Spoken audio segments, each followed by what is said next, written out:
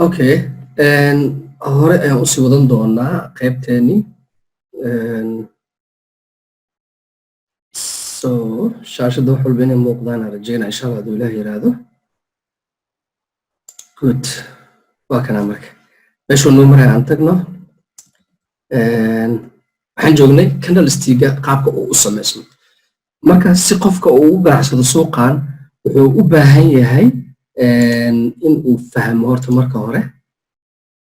qaabka suuqan marka la joogo oo u sameysmo candlestick. Okay, candlestick-ga waa kasoo sheekeynay waa suuqa shumacyadiisa ee marna sameysta buy marna sameysto sell. Okay, shumiciya marka laftirkiisa rabnaa caawa hadduu Ilaah yiraahdo in aan macluumaad guud aan ka bixino qaabka uu u sameysmo, meesha uu ka sameysmo uu ka bilaabo iyo meesha lagu xiray suuqaasi sell iyo buy-na wuxuu ahay si aad u fahantid shumacaasi. Okay, sawirada marka hortiina ka muuqdo tusaale haddii aan usoo qaato shumacan koowaad ee cadaanka ah waa shumac horta caadiyan buy ah. shumacan labaad ee madowna waa shumac isna sidoo kaleeto sell ah. Okay, shumacan markii uu bilaabanayo marka meel uu ka bilowday jirto wuxuu ka bilaabmay meeshan ay ku qoran tahay open oo ah meeshii laga furay markii uu bilaabanayo. kadibna waxaa lagu soo xiray meeshan ugu koreyso oo ah sell. tusaale marka shumacan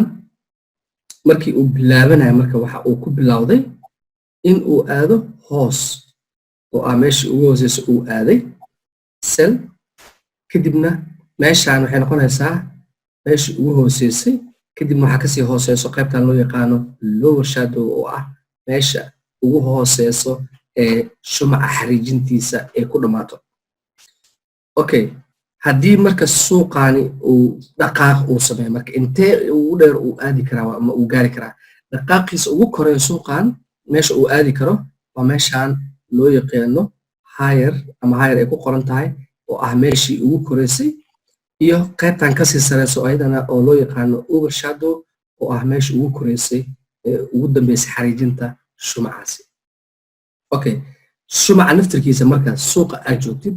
aqrin loo aqriyaa jirto. waxaa sidoo kale kasoo sheekeynay inay jirto ilaa 10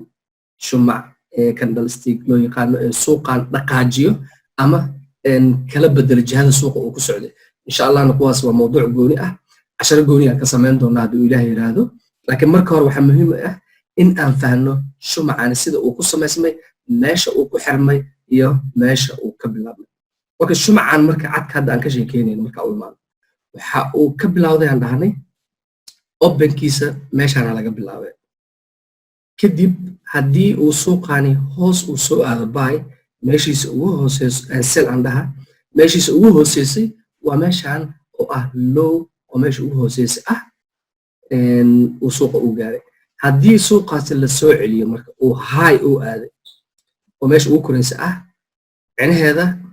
waa la soo celiyey oo waxaa soo galay suuqa sellerska soo galay oo soo celiyey kadibna waxaa lagu xiray meeshaasi.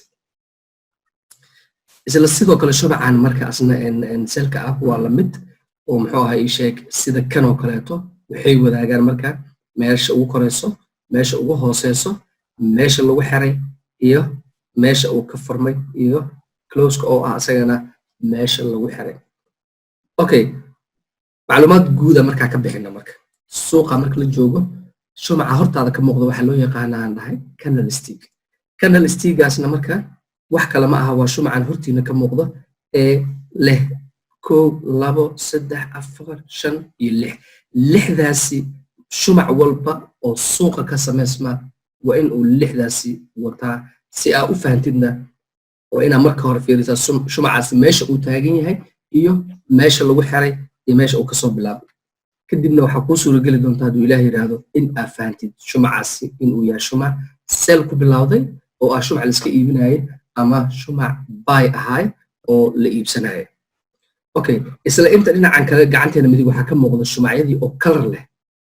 dabcan qofka markuu arko labadan color wuu fahmi karaa. colorkan cagaarkana waa suuq buy ah oo la iibsanayo. colorkan guduudka ahna waa suuq sell ah ama la iska iibinayo. Okay, intaan marka hadda kasoo sheekeen marka meesha uu ka furmay oo open ah meesha uu ku xirmay close oo ah qaybta hoose iyo meesha ugu hooseysay oo low ah iyo meesha ugu koreyso high ah waxaa marka sidoo kaleeto la rabaa inaad fahantid shumacan inta xariijinta madowda ku fadhisa marka waxaa loo yaqaanaa magac ahaan body oo ah jirkii shumaca body waa kelimad af English ah Soomaali ahaan waxay noqonaysaa jirkii ama xubnihii shumaca oo muuqda oo banaanka yaal si aad u fahanto marka waa kana shumaciyo color leh oo ah shumac bay ah intaan cagaarka ah waxaa loo yaqaanaa body marka la joogo suuqan forex-ka sidoo kaleeto suuqyada kalena forex ahayd sida binary option-ka iyo stock market-kana way samaystaan oo waa isku mid intaasi iyo sida loo analyze gareeyana isku mid ayay ka yihiin okay intana waxaa noo yaala marka qaybtan waxaa loo yaqaanaa insha Allah waxaan ku baran doonaa sina qaybta hadda ku xigto candlestick-ga waa nooc ka mid ah isagana noocyada suuqa loo aqriyo oo ah waxaa loo yaqaanaa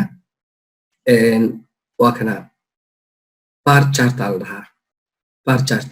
haddii aan ku noqono marka bar chart-ga laftirkiisa sida uu u furmo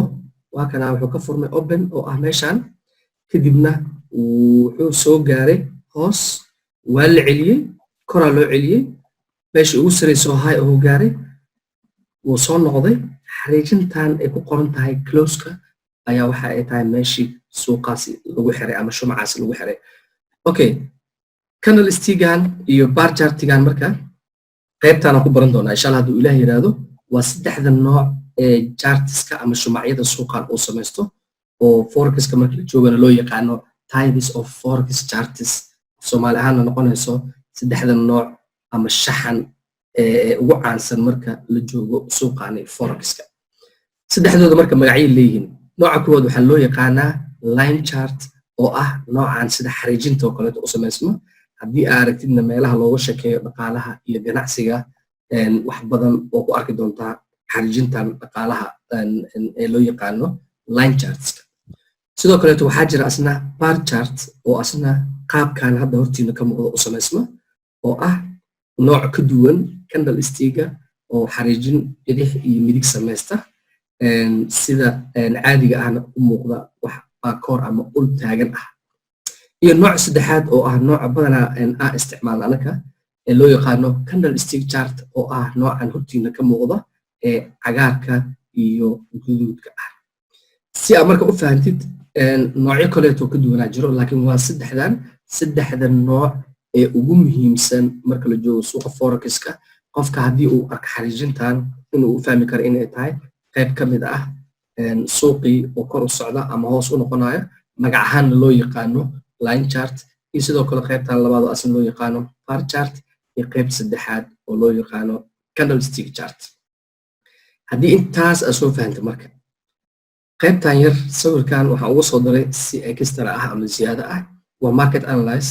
qaabka suuqa loo analyze gareeyo oo aan hore ugu soo sheekeynay cashiradii bilowgan aan ugu soo sheekeynay waxaan hadda ugu soo celiyna waxay tahay in qofka mar walba ama cashir walba uu joogo in uu maskaxdiisa iyo xisaabtiisa iyo qorshihiisa uu ku daro saddexdan nooc ee suuqa loo analyze gareeyo saddexdaas oo kale ah tan koowaad technical analysis-ka oo inta noo taala iyo tan labaad oo ah fundamental analysis-ka iyo tan saddexaad oo ah sentiment analysis oo loo baahan yahay mar walba oo aragtid suuqan in aad ka ganacsatid suuqan in aad ka samaysid dhaqaalo wax badan okay ina fahanteen insha Allah hadduu Ilaahay yiraahdo qaybtii ugu dambeysay dhammaadkii qaybtii saddexaad aan soo gaarnay insha Allah hadduu Ilaahay yiraahdo waxaan sameynaynaa marka su'aalihii aan bilaaban doonaa insha Allah hadduu Ilaahay yiraahdo okay